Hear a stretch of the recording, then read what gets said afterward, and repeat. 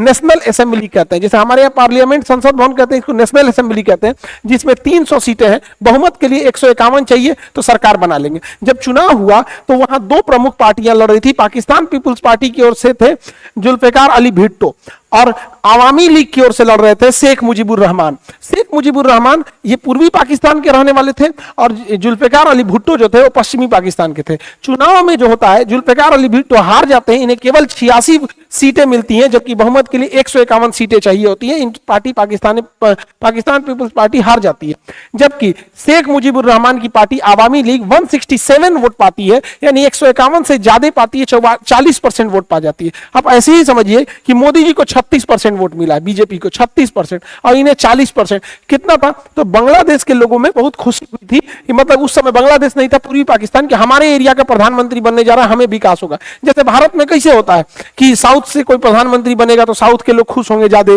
जैसे अभी प्रधानमंत्री नरेंद्र मोदी गुजरात से हैं तो गुजरात के लोगों को लगता है हमारे यहां से गए हैं, तो इसे सबको लगता है, तो ये लोग भी खुश थे।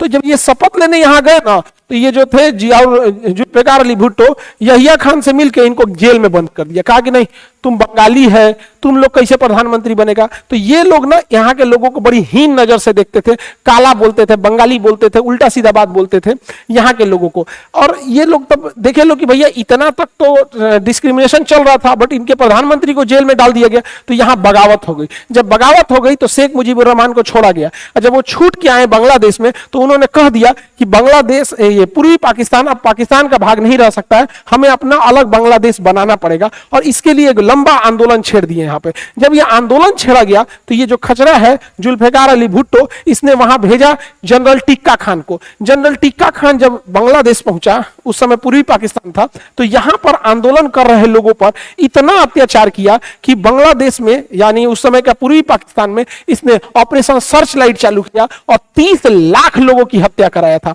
30 लाख लोगों की हत्या कराने के कारण से जनरल टिक्का खान को बूचर ऑफ बांग्लादेश कहा जाता है, और इसने 4 लाख औरतों का रेप कर दिया था। अपने देश की 4 लाख महिलाओं का रेप किया, और यह कह के किया कि रेप करो ताकि इससे जो अगली बच्चे पैदा होंगे रेप के कारण, तो वो पश्चिमी पाकिस्तान का डीएनए उसमें ज्यादा पाया जाएगा और वो लोग आजादी की मांग नहीं उठाएंगे। यहां पर इस तरह का ये नीच आदमी था। इस जघन्य अपराध के बाद यहां पूर्वी पाकिस्तान से शरण लेने के लिए भारत में लोग भागने लगे, जैसे तैसे अपनी जान बचा के भागने लगे। यहां इंदिरा गांधी की सरकार थी और मानेक साहब हमारे उस समय के जनरल साहब थे, तो इन लोगों ने भी तैयारी कर ली थी कि आगे कुछ होने वाला है। तो बांग्लादेश के लोगों ने, वहां के लोगों ने एक अपनी अलग संगठन बनाई, मुक्ति वाहिनी। मुक्ति वाहिनी को भारत का खुला सपोर्ट था, और मुक्ति वाहिनी के लोग थे वो बांग्लादेश के ही लोग थे। वहां पे वो कह रहे थे कि अब हम पाकिस्तान में नहीं रहेंगे, हमें अलग देश चाहिए। जबकि यहाँ पे जो जनरल टिक्का खान था उसने 3 ब्रिगेड बनाया था, अल बद्र, अल शम्स और रजाकार, जिसमें सबसे जालिम जो थे सब वो रजाकार थे। सबसे ज्यादा रेप किया, सबसे ज्यादा मर्डर किया तो ये रजाकार थे सब। रजाकारों की संख्या 50,000 थी, ये 50,000 मिलके 30 लाख लोगों को मार दिए सब, और 4 लाख से ज्यादा महिलाओं का रेप किए सब यहाँ पर। और इधर से लड़ रही थी मुक्ति वाहिनी। मुक्ति वाहिनी का भारतीय इंडियन आर्मी सपोर्ट कर रही थी। अंततः मुक्ति वाहिनी की जीत हुई, और ये पाकिस्तानी बेशर्मों ने 93,000 फौज ने सरेंडर किया। दुनिया का इतिहास है कि 93,000 फौजों ने सरेंडर नहीं किया। देखिए हथियार जमीन पे फेंक दिए लोग, अपना बेल्ट उल्ट उतार के ऐसे सरेंडर करके, यहाँ नियासी साहब सरेंडर कर रहे हैं यहाँ पे, और ये बहुत आइकॉनिक फोटो है यहाँ पर। तो यहाँ हो गया, इस प्रकार बांग्लादेश का निर्माण हुआ। अब बांग्लादेश का निर्माण हुआ, यहीं से विवाद चालू हुआ। पाकिस्तान देखना नहीं चाहता था शेख मुजीबुर रहमान को, और शेख मुजीबुर रहमान का साथ दिए थे उस समय के आर्मी जनरल जियाउर रहमान। तो जियाउर रहमान और शेख मुजीबुर रहमान दोनों मिलकर बांग्लादेश की स्वतंत्रता में आंदोलन में भाग लिया था। लेकिन जियाउर रहमान का कहना था कि हमारा उतना नाम नहीं हुआ, ज्यादा नाम इनका हुआ। रीजन क्या है, ये पॉलिटिशियन थे, वो सेना के आदमी थे, तो सेना के आदमी का बैकग्राउंड उतना पता नहीं चलता यहाँ पे। तो यहाँ पर इन्हें फादर ऑफ बांग्लादेश कहा जाता है। बांग्लादेश की स्थापना किया, और जैसे हमारे यहाँ father of nation Mahatma Gandhi को कहते हैं, वहां शेख मुजीबुर रहमान को कहते हैं। ये भारत के प्रति बड़ी अच्छा इनका विचारधारा था, सेकुलर विचारधारा के थे और सबको लेके चलने वाले थे। लेकिन पाकिस्तान इनके पीछे पड़ा था, और पाकिस्तान चाहता था इन्हें मरवा दिया जाए, और हुआ भी ऐसे ही। आजादी के महज 1972 में पाकिस्तान ने मान्यता दिया बांग्लादेश को। 3 साल बाद 15 अगस्त 1975 को 15 अगस्त 1975 को शेख मुजीबुर रहमान अपने घर में थे, उस समय आर्मी के कुछ लोग आए, आर्मी वाले कुछ वर्दीधारी इनके घर में घुसे और घर में घुस के गोलियां चलाने लगे। जब गोलियां चलाने लगे तो ये सीढ़ियों से उतर रहे थे तो यहीं पे गोली मार दिया गया। इन्हीं सीढ़ियों पे शेख मुजीबुर रहमान को गोली मार दिया गया और उनके घर में 17 लोगों को मार दिया गया। हद तो तब हुआ जब उनके 10 साल के लड़का को भी मार दिया गया। 10 साल के लड़का को गोली मारा गया। सोचिए, एक परिवार में जब 17 लोग की मौत होगी तो क्या बीतता होगा। शेख मुजीबुर रहमान का पूरा खानदान उजाड़ दिया गया था। एक आदमी की मृत्यु होती है तो हालत खराब हो जाता है, और यहां पर इन्हें इतनी बेरहमी से मारा गया और लाश को ऐसे दफनाया गया था। सोचिए पाकिस्तान वाले कितने निर्मम हत्या के। अरे भाई, अगर किसी की जान ले भी लियो, अब मर गया है तो अब मरने के बाद लाश से क्या बदतमीजी करना है। एक गड्ढा में जानवर की तरह लाश दफनाए थे सब। केवल इनकी 2 बेटियां बच गई थी, शेख रेहाना और शेख हसीना, क्योंकि इनके हस्बैंड जर्मनी में थे उस समय, तो ये जर्मनी में थी उस समय, तो जर्मनी में थी। तो पाकिस्तान की जो आईएसआई थे सब, उनका कहना था 17 लोग को मार दिए, ईदुगो को और मार देते हैं, नहीं तो ये दिक्कत करेंगे सब। यह बात पता चल गई भारत को। भारत को पता चल गई कि पाकिस्तान की आईएसआई शेख हसीना और शेख रेहाना को जर्मनी में मारना चाहते हैं। तो इंदिरा गांधी ने उन्हें भारत में एसाइलम दे दिया, शरण दे दिया कि आप भारत में रहिए तब तक जब तक बांग्लादेश की स्थिति सही नहीं हो जाती है तब। और जैसे बांग्लादेश की स्थिति सही हो जाएगी, आप वापस जाके वहां चुनाव लड़िएगा और फिर सत्ता संभालिएगा। यही कारण है कि शेख हसीना भारत का बहुत समर्थन करती है, क्योंकि शेख हसीना जिंदा है तो उसके कहीं ना कहीं उसके पीछे भारत का हाथ है। अगर भारत को शरण नहीं दी रही तो इन लोग को बहुत मुश्किल हो जाता, क्योंकि आईएसआई इनके पीछे पड़ी हुई थी। हुआ क्या, वहां पर 1975 में शेख मुजीबुर रहमान की हत्या हो जाती है। तो शेख मुजीबुर रहमान के साथ जो सेनापति लड़ रहे थे जियाउर रहमान, जो ये कह रहे थे कि हमको क्रेडिट नहीं मिला, अब इनके हाथ में सत्ता आ जाती है। तो जियाउर रहमान के हाथ में सत्ता आ जाती है, लेकिन बांग्लादेश की जो सेना थी वो इनको भी नहीं देखना चाहती है। ये एक दिन चटगांव दौरे पर थे तो 30 मई 1981 को सेना ने इनके घर में भी घुस के ऐसे ही हत्या किया जैसे शेख मुजीबुर रहमान के किया था। तो इनका हत्या कर दिया गया जियाउर रहमान की, और इनकी पत्नी का नाम था खालिदा जिया। और खालिदा जिया जो थी विधवा हो गई वहां पर, तब वो एक विधवा जीवन जीने लगी वहां पे। तो और इनको मरवाने वाले थे जनरल इरशाद, तो यहां इनकी भी हत्या हो गई। जब जियाउर रहमान की हत्या होती है 1981 में, तो इंदिरा गांधी को लगता है कि यही समय है शेख हसीना को भेजने के लिए। तो वो क्या करती हैं, शेख हसीना को वापस बांग्लादेश में भेजती हैं कि देखिए अब अपोजिशन में कोई नहीं है, यही समय है आपके जाने का। तो 1981 में वापस शेख हसीना बांग्लादेश जाती हैं और अपने पिता की पार्टी जो आवामी लीग थी, तो पाकिस्तान जब था एक में तो आवामी लीग था, जब विभाजन हो गया तो इसका नाम हो गया बांग्लादेश आवामी लीग। तो इन्होंने बांग्लादेश आवामी लीग की अध्यक्ष के पद पे गई और वहां चुनाव लड़ी, और उसके बाद मुख्य विपक्षी पार्टी जो हो गई, जियाउर रहमान की विधवा जो थी उनका नाम खालिदा जिया था। अब देखिए आरोप प्रत्यारोप का दौर कैसे चालू होता है। शेख हसीना का कहना है कि मेरे पिताजी की हत्या इन लोगों ने कराया था, खालिदा जिया ने कराया था। खालिदा जिया का कहना है कि मेरी पति की हत्या, जियाउर रहमान की हत्या इन लोगों ने कराया था। यानी ये अपने पिता की हत्या का आरोप इनमें लगा रही हैं, ये अपने पति का आरोप इन पे लगा रही हैं। आज तक इन दोनों बेगमों की लड़ाई में बांग्लादेश के लोग घिस रहे हैं यहां पर। तो ये दोनों एक दूसरे पे आरोप प्रत्यारोप लगाती हैं, लेकिन अब दोनों यही चुनाव में रहते हैं। इनकी पार्टी का नाम हो जाता है बांग्लादेश आवामी लीग और इनकी पार्टी का नाम हो जाता है बांग्लादेश नेशनलिस्ट पार्टी, बीएनपी हो जाता है यहां पर। अब देखिए होता क्या है, 1986 में, 96 में, 81 में ये आई थी और 1996 में ये चुनाव जीत जाती हैं। शेख हसीना चुनाव जीत जाती हैं 1996 में, और उसके बाद वो सत्ता संभालती हैं। और सत्ता संभालने के बाद पाकिस्तान समर्थित कट्टरपंथी लोग जमाते इस्लामी वगैरह पे प्रतिबंध लगा देती हैं। लेकिन 1996 में 15 अगस्त का दिन था जब इसी घटना को याद किया जा रहा था कि शेख हसीना जो थी एक दुख मना रही थी कि 15 अगस्त 1975 को इनके पूरे परिवार को मार दिया गया था। तो हर साल बांग्लादेश में 15 अगस्त के दिन शोक के तौर पे मनाया जाता है। ये क्या की खालिदा जिया कि 15 अगस्त को अपना जन्मदिन का केक काट दी, भव्य तरीके से केक काट दी। इतना नीच हरकत करने की जरूरत इसे नहीं थी। किसी के परिवार में 17 लोग को मार दिया गया है, उस दिन आप जबरदस्ती अपना बर्थडे केक काटिएगा। तो अच्छा, बर्थडे रहता तो केक काटती, इसका 15 अगस्त को बर्थडे नहीं है, जबरदस्ती ये बर्थडे मनाई। कैसे? तो देखिए इसके पासपोर्ट में इसका बर्थडे 19 अगस्त है, मैरिज सर्टिफिकेट में 9 अगस्त है, मार्कशीट में 5 अगस्त है और इसकी अपनी बायोग्राफी में 19 अगस्त है। यानी इसका ओरिजिनल डेट ऑफ बर्थ 15 अगस्त नहीं है। लेकिन यह शेख हसीना के जख्मों पे मतलब नमक रगड़ने के लिए, जिस दिन इनके परिवार के 17 लोगों की हत्या हुई, अपना जन्मदिन मनाने लगी। इस वजह से इन दोनों की लड़ाइयां और गहराते गई यहां पर, और यही दो ठो विपक्षी नेता में रह गए लोग पार्टी में लड़ाई, मतलब चुनाव में। तो 1996 से 2001 तक शेख हसीना थी। उसके बाद 2001 में जब चुनाव हुआ तो खालिदा जिया जीत गई, 2001 से 2006 तक ये रही। बट इन दोनों में गड़बड़ी क्या है ना, घर में कैसे दो महिला लड़ती हैं सब, इस देश में दोनों महिला लड़ रही थी सब, एकदम भयानक, एकदम बकोटा बकोटी।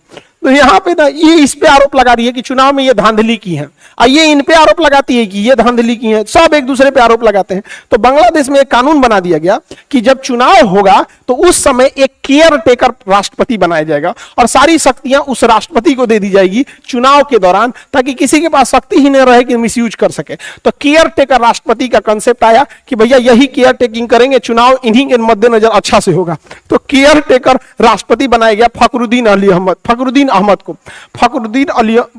अहमद और खचरा निकला। ई का किया कि इसको केयर टेकर बनाया गया। अब तो कहा कि ठीक है केयर टेकर होगा, आप लोग से शक्तियां ले ली जाती हैं, चुनाव होगा।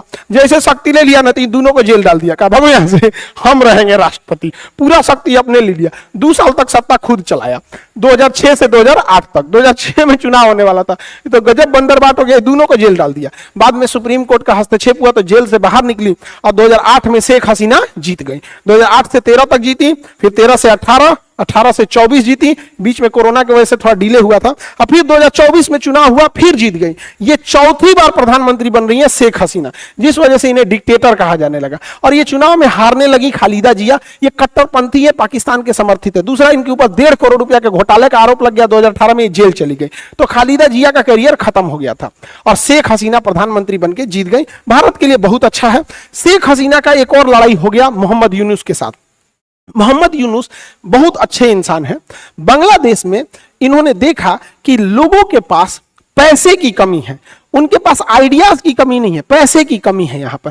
अब जैसे किसी को बहुत अच्छा खाना बनाने आता है, और अगर पैसा नहीं है तो किसी होटल में जाके बावर्ची का काम करेगा, लेकिन अगर आप उसे पूंजी दे दीजिएगा तो उस पूंजी की मदद से वो अपना होटल खोल लेगा। तो इन्होंने यही चालू किया, माइक्रो क्रेडिट चालू किया, थोड़े थोड़े पैसे देने चालू किए। और इन्हीं का कंसेप्ट आज पूरी दुनिया में लगता है कि आजकल कोई भी कुछ पैसे देके मोबाइल ईएमआई करा लेता है, वॉशिंग मशीन ईएमआई करा लेता है। तो छोटा छोटा दुकानों पे जाके आप ईएमआई पे लेते आते होंगे। ये इन्हीं का कंसेप्ट है, मोहम्मद यूनुस का कंसेप्ट है। आजकल तो वही हो गया है, सोचा लड़का सब ईएमआई पे आईफोन लेके चमका रहा है सब, अरे क्या जरूरत है दिखाने का। तो ये वाला कंसेप्ट इनका था। लेकिन इन्होंने सोचा कि हम भी क्यों ना चुनाव लड़ ले। तो 2007 में इन्होंने नागरिक शक्ति पार्टी बनाया, लेकिन चुनाव हार गए। तो बांग्लादेश की शेख हसीना का अब इनसे विवाद होने लगा कि भैया इनको निपटाओ। कोई भी बांग्लादेश में गड़बड़ी होता था तो शेख हसीना इन्हीं के ओर आरोप लगा देती थी। एक बार ऐसा हुआ कि शेख हसीना ने कहा कि मोहम्मद यूनुस को पद्मा नदी में डुबा देना चाहिए, जब उनको मरने वाले हो तो वापस निकाल देना चाहिए, अब भी डुबाना चाहिए, तड़पा तड़पा के रखना चाहिए। तो शेख हसीना का इनके साथ भी विवाद चल रहा था। अभी यही है केयर टेकर प्रधानमंत्री बांग्लादेश का। देखिए बांग्लादेश में 2 प्रमुख नदी देखेंगे तो ब्रह्मपुत्र नदी चाइना से होते हुए बांग्लादेश में जाती है। ब्रह्मपुत्र नदी को भारत में ब्रह्मपुत्र कहेंगे, लेकिन बांग्लादेश में जमुना कहते हैं। और गंगा नदी जब बांग्लादेश में प्रवेश करती है तो उसे पद्मा कहते हैं। तो जो पद्मा नदी में डुबाने की बात थी वो एक्चुअल में गंगा नदी है, गंगा को बांग्लादेश में पद्मा कहते हैं। जब ये दोनों मिल जाती है, इनकी संयुक्त धारा में एक मेघना आके मिलती है, तो इनको संयुक्त, दोनों की संयुक्त धारा को हम मेघना नदी कहते हैं। ये तो ज्योग्राफी का टॉपिक है। अब देखिए जब 2024 में शेख हसीना चुनाव जीतती हैं, तो चुनाव जीतने के बाद एक बहुत ही मैच्योर्ड प्रधानमंत्री के तौर पर ये अपने देश का भला सोचते हुए भारत को भी लेके चलती हैं, चाइना को भी, रसिया से भी। यानी बांग्लादेश तीनों को बैलेंस करके चल रहा था। न ज्यादा रसिया, चाइना, इंडिया किसी को ज्यादा फेवर नहीं कर रहा था, क्योंकि ये हकीकत भी है। और ये बहुत मेजॉरिटी से जीत के आई थी, 300 में से 222 सीट यानी 41% चुनाव जीत के आई थी वोट। लेकिन एक रिजर्वेशन की वजह से यहां बवाल हो गया। रिजर्वेशन था कि 1971 की जो लड़ाई हुई थी स्वतंत्र कराने के लिए बांग्लादेश में, उसमें कुछ आरक्षण की व्यवस्था की थी। बांग्लादेश में आरक्षण जाति धर्म के नाम पे नहीं है, स्वतंत्रता सेनानियों को है। तो 1972 में 30% आरक्षण दिया गया स्वतंत्रता सेनानियों को कि जो फ्रीडम फाइटर है। लेकिन 1972 के बाद 1997 में यह 30% आरक्षण उन फ्रीडम फाइटर के बच्चों को भी दे दिया गया। तो लोगों ने कहा कि भैया फ्रीडम फाइटर के बच्चों को क्यों दे रहे हो? फिर लोगों ने बर्दाश्त किया कि चलो भाई बच्चे को दे देते हो, ठीक है। 2010 में शेख हसीना जब प्रधानमंत्री आती थी तो फ्रीडम फाइटर को बहुत महत्व देती थी, क्योंकि फ्रीडम फाइटर इनके पार्टी में ज्यादा थे। तो फ्रीडम फाइटर के नाती पोता को भी आरक्षण दिया गया। ये और बांग्लादेश में होने लगा कि भैया आप सबको आरक्षण देते जाएंगे, जो लड़ा था उसको दिए ठीक है, उसको बच्चा को दिए, फिर बच्चा के बच्चा को दे रहे हैं, ये ठीक नहीं है। तो जब विरोध होने लगा तो शेख हसीना ने 2018 में ये 30% आरक्षण खत्म कर दिया, तो देश में बवाल खत्म हो गया, आरक्षण को खत्म कर दिया। लेकिन इसी बीच एक स्वतंत्रता सेनानी पहुंच गया हाईकोर्ट, और हाईकोर्ट में कहा कि नहीं, हमें आरक्षण मिलना चाहिए क्योंकि हमने स्वतंत्रता की लड़ाई लड़ी थी। इसी साल 2024 में हाईकोर्ट ने कहा कि नहीं, वापस 30% दे दो। तो भैया इसमें शेख हसीना ने तो दिया नहीं था, इसमें तो हाईकोर्ट ने दिया था, लेकिन लोग भड़क गए शेख हसीना पे। याद कीजिए यही घटना हुई थी मणिपुर में, कोर्ट ने डिसीजन दिया था आरक्षण के लिए, और कोर्ट के डिसीजन के बाद इतना भीषण बवाल हुआ था। और बांग्लादेश में भी कोर्ट ने डिसीजन दिया, उसके बाद भीषण बवाल हो गया। ढाका यूनिवर्सिटी के बच्चे जो थे सड़कों पे निकल गए, इसमें अमेरिका की इन्वॉल्वमेंट हो गई, पाकिस्तान की इन्वॉल्वमेंट हो गई, और शेख हसीना थोड़ी रिजिड हो गई। उनको इंटरनेट शटडाउन उसी समय कर देना चाहिए, और किसी भी कार्रवाई करो तो गुप्त ढंग से कार्रवाई करो। और ये स्टूडेंट बहुत भयानक बगावत ले लिए, और इसमें एक बहुत बड़ी घटना हो गई। जब पुलिस गोली चलाई तो कुछ बच्चों की मृत्यु हो गई, शहीद हो गए कुछ बच्चे, जिससे कि युवा और भड़क गए। युवाओं को प्यारे से समझा सकते हैं, धमका के तो युवाओं को नहीं समझा सकते हैं।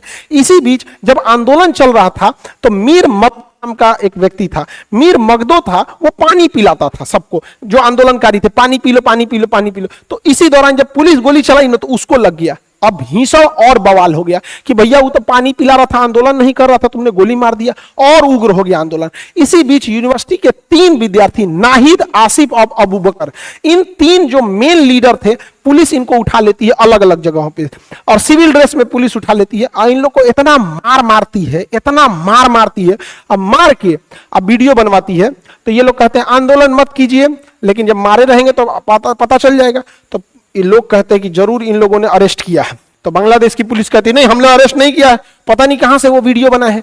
तब तक इसी बीच बांग्लादेश पुलिस जब इसमें नाहिद को उठा रही थी तो उस दौरान एक वीडियो बन गया था कि पुलिस अरेस्ट करके ले जा रही है। अरे बांग्लादेश का पुलिस, तुम लोग को इतना बुद्धि नहीं है कि इन लोग को जब उठा रहे हो तो सिविल ड्रेस में उठाओ। अच्छा, एसटीएफ सिविल ड्रेस में ही उठाई थी, लेकिन उनके गाड़ी पे लिखा हुआ था पुलिस। बकलोल कहीं का भाड़ा पे बोलोरो ले आता, पता नहीं चलता, तो किसी ने वीडियो बना लिया था कि पुलिस ने उठा के ले गई है। फिर पुलिस के ऊपर दबाव बना तो पुलिस इन तीनों को छोड़ी। जब इन तीनों को छोड़ी तो मीडिया वाले पूछे कि आपने ऐसा वीडियो क्यों बनाया था कि आंदोलन रद्द कर दिया जाए। तो उन्होंने अपना कपड़ा हटा के और जब जख्म दिखाया मारपीट का, और रो रो के जब वीडियो बनाए, तब पूरा उग्र हो गया बांग्लादेश और कहे कि अब सीधा कूच करते हैं, मार्च करते हैं। कहां पर? बांग्लादेश में शेख हसीना के भवन पर। और इस दौरान पूरी भीड़ शेख हसीना के दरवाजे तक चलने लगी। शेख हसीना ने हाई प्रोफाइल मीटिंग बुलाया, जिसमें वकारुज्जमा सेनापति भी उसी में उपलब्ध थे। वहां पर सेनापति के साथ ही इंटेलिजेंस हेड जो थे वकारुल हसन थे, और साथ ही वहां पर जो NSA national security adviser Tariq Hasan Siddiqui भी थे। ये तीनों लोग मिलकर शेख हसीना को कहें कि हम भीड़ को कंट्रोल नहीं कर पाएंगे, हम लाठी नहीं चार्ज कर सकते हैं, गोली नहीं चार्ज कर सकते, आप यहां से चले जाइए, बांग्लादेश छोड़ के आप चली जाइए। ये जाने को रेडी नहीं थी, तो इनके बच्चे को अमेरिका में फोन लगाया गया और इनकी बहन से जब बात कराया गया तो इन लोगों ने समझाया कि भीड़ ने ही 17 लोगों को मार दिया था घर में घुस के, आप ही बची हैं, एगो अब खाला बचल है, चल आइए फिर कभी जाइएगा वापस। तो 40 मिनट का समय दिया गया और सेनापति ने इन्हें वापस हेलीकॉप्टर से फिर जहाज में बैठा के भारत भेज दिया। जबकि ये सेनापति बनने लायक नहीं थे, वकारुज्जमा सेकंड सीनियर थे।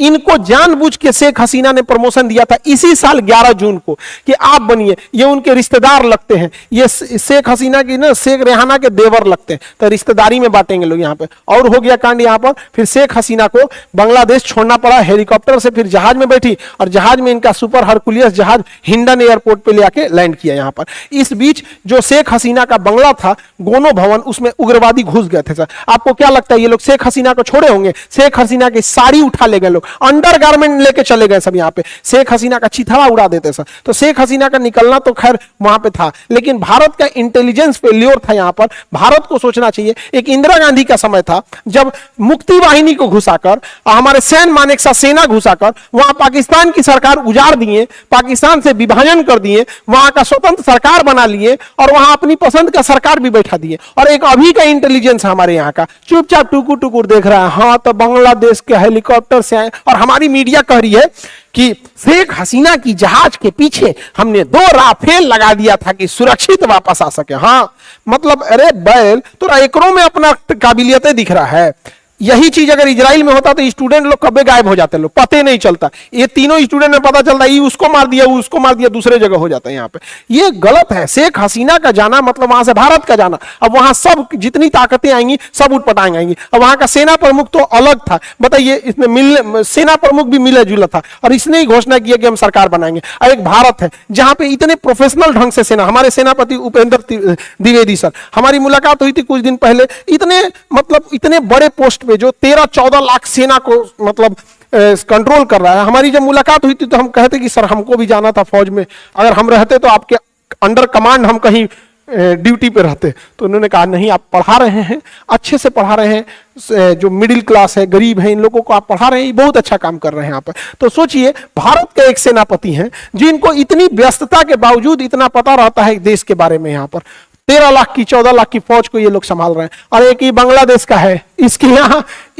सेनापति इतना लोगों को रोक नहीं पाया, बताइए, इतना भीड़ को नहीं रोक पाया। अब वही भारत की सेना को दे दीजिएगा तो कचूमर निकाल दिए रहते। तो खैर सैल्यूट हो हमको भारत की सेना, हमारे पूरी सेना के ऊपर जो इतना डिसिप्लिन तरीके से प्रोफेशनल ढंग से देश की सेवा करते हैं। अब बांग्लादेश की कमांड आ गई है मोहम्मद यूनुस के पास। इनमें इन 3 प्रदर्शनकारियों को भी रखा गया है, इंटेलेक्चुअल लोगों को रखा गया, वकील, जज, साइंटिस्ट हैं, सब कुछ महिलाएं हैं। अब वो लोग बांग्लादेश को एक नए ढंग से चालू करेंगे। लेकिन बांग्लादेश में उपद्रव बहुत ज्यादा हो गया है। अब कई लोग का कहना है कि अमेरिका का इसमें चाल नहीं था, बिल्कुल चाल था अमेरिका का। अमेरिका देख रहा था कि बांग्लादेश कैसे इंडिया को भी बैलेंस कर रहा है, चाइना को भी, रसिया को भी बैलेंस कर रहा है, इसलिए अमेरिका को यह पसंद नहीं आ रहा था। इसीलिए अमेरिका चाल चलने लगा और बार बार बोलता था कि बांग्लादेश में चुनाव अच्छा से नहीं हुआ है। भैया अमेरिका में कौन सा चुनाव अच्छा से हुआ था? ट्रंप तो खुदे आरोप लगा रहे थे उनको जबरदस्ती हराया गया यहाँ पे। तो अमेरिका ने क्या कहा, मतलब शेख हसीना का कहना था कि अमेरिका यहाँ सेंट मार्टिन आइलैंड चाहता है। क्यों? क्योंकि चाइना के जितने भी जहाज हैं ये मलक्का स्ट्रेट से निकलते हैं, इस पर नजर रखने के लिए अमेरिका चाहता है।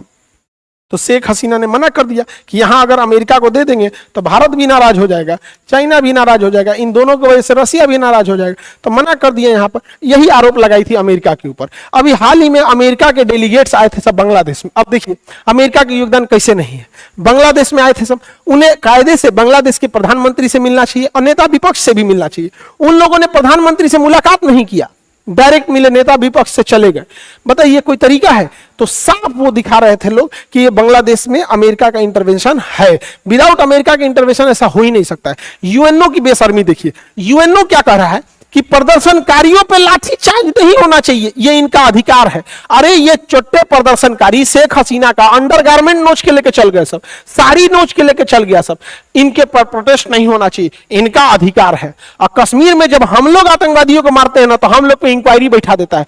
अब बांग्लादेश में हिंदुओं के साथ, माइनॉरिटी के साथ अत्याचार बढ़ जाएगा। अब कौन रोक सकता है उसको बढ़ने से? लिए सरकार जो थी शेख हसीना की वो न्यूट्रल सेकुलर सरकार थी, अब उस पर बढ़ जाएगा। अब सरकार इस पे कितना रोक सकती है? यहाँ पर दूसरे की गवर्नमेंट है।